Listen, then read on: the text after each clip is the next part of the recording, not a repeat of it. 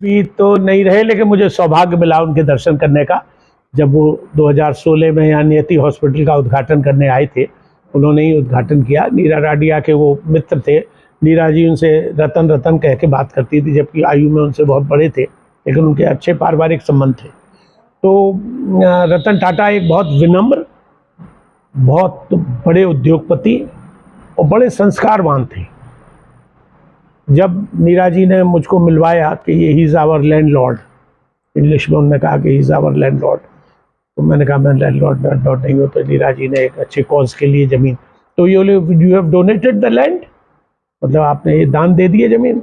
मैंने नहीं सर, मैंने दान नहीं दिए, I have given on lease rent. Okay, you have given for a noble work, for a price job, मतलब पवित्र काम के लिए, अच्छे काम के लिए आपने ये ज़मीन दी है। I congratulate you. ये 4 शब्द उनने कहे। तो ये उनकी एक भाव था, क्षमता थी कि आपने एक अस्पताल के लिए अपनी ज़मीन लीज पे दी, जिसपे कि इतना बड़ा अच्छा अस्पताल बना, और उनने शुभकामनाएं दी।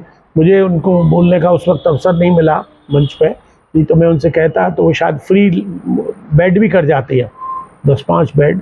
मेरी इच्छा थी बोलने की, लेकिन उस वक्त माहौल ऐसा नहीं था, मैं नहीं बोल पाया।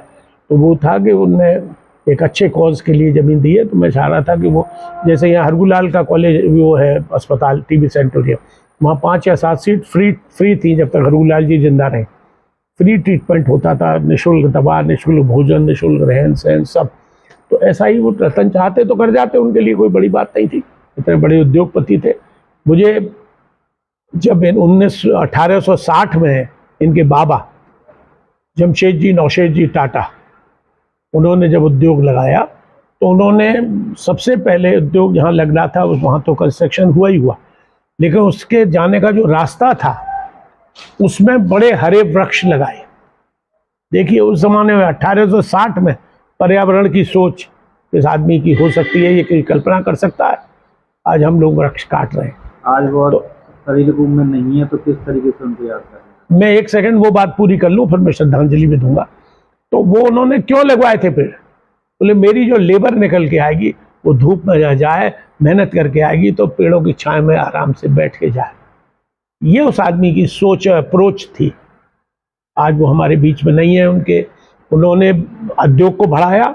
जमशेद जी नौशेद जी ने जो किया वो किया। उनके बेटे को भारत रत्न मिला, इनको पद्म भूषण मिला, पद्मश्री से सम्मानित हुए। इनको भी मैं मांग करूंगा सरकार से कि भारत रत्न से सुशोभित किया जाए, विभूषित किया जाए। और आज वो हमारे बीच में नहीं है, तो मैं श्रद्धांजलि, वहाँ पहुँच तो नहीं पाएंगे हम बम्बई, हमारी मजबूरी है। अष्टमी भी है आज, यहाँ पर हमारे यहाँ धार्मिक आयोजन भी है, कार्यक्रम भी है, तो इसलिए मैं उनको सुपूत श्रद्धांजलि अर्पित करता हूँ कि ऐसा व्यक्ति, ऐसा महान व्यक्ति, जे बिरला कभी कभी ही देश में पैदा होता है। उद्योगपति बहुत हैं, बिरला, टाटा, बाटा, ये हम बचपन से सुनते आ रहे हैं, लेकिन ऐसा व्यक्तित्व उद्योगपति बहुत हैं। अब अडानी भी हैं, अंबानी भी हैं, करोड़ों अरबों रुपये अपने बच्चों की शादियों में, उसने कभी दिखावा नहीं किया।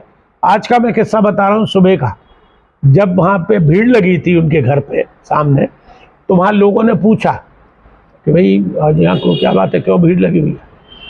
तो निर्मला रतन टाटा यहाँ रहते थे, उनकी डेथ हो गई। बोले इस मकान में, वो छोटा सा मकान है, कोई आप उसकी फ़ोटो निकलवाइएगा, विजुअल, छोटा सा मकान है जिसमें कि वो रहा करते थे। वो चाहते तो महल में रह सकते थे, कहीं भी, देश में भी और विदेश में भी, और होंगे भी उनके महल, but he used to live in a very simple life. तो इसलिए वो महान व्यक्ति थे, महान उनके विचार थे, महान सोच थी। तो इसीलिए उन्होंने इस उद्योग को बहुत बड़े स्तर पर ले गए। बना कोई भी करो, लेकिन मैं सोचता हूँ रतन टाटा की कोई बराबरी नहीं कर सकता। मैं सुपूत श्रद्धांजलि उनको अर्पित करता हूँ, उनके परिजनों को। हालांकि उनके कोई संतान नहीं है, उन्होंने शायद किसी को गोद लिया है, लेकिन अब जो भी है वो उस लेगेसी को चलाए, उनके उद्योग को आगे बढ़ाए। कि टाटा नैनो का कलकत्ते में ही तो जा रहा था, जहाँ आज जो ममता जी का उदय है वो नाना टैटू के उद्योग से ही है। मैं तो सारा क्रेडिट इनको दूंगा कि आज जो तीसरी चौथी बार वो जीती है। नैनो का जो उद्योग लगने वाला था वो वहीं कलकत्ता में ही, वेस्ट बंगाल में लगने वाला था, उसके विरोध के बाद नेता बन गई ममता जी। तो टाटा ने को भी श्रेय जाता है उनके, उसके अगर वो उद्योग नहीं लगाते शायद वो नेता बनती न बनती, कुछ समय बाद बनती।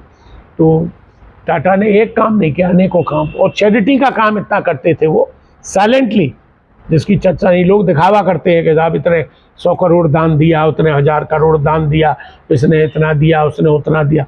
उनने कभी दिखावा नहीं किया, बहुत सिंपल जीवन उन्हें, जो हम पढ़ते हैं और देखते हैं उनको, तो किताब अब लिखी जाएंगी, उन पर किताबें कई लिखी भी गई हैं और भी लिखी जाएंगी।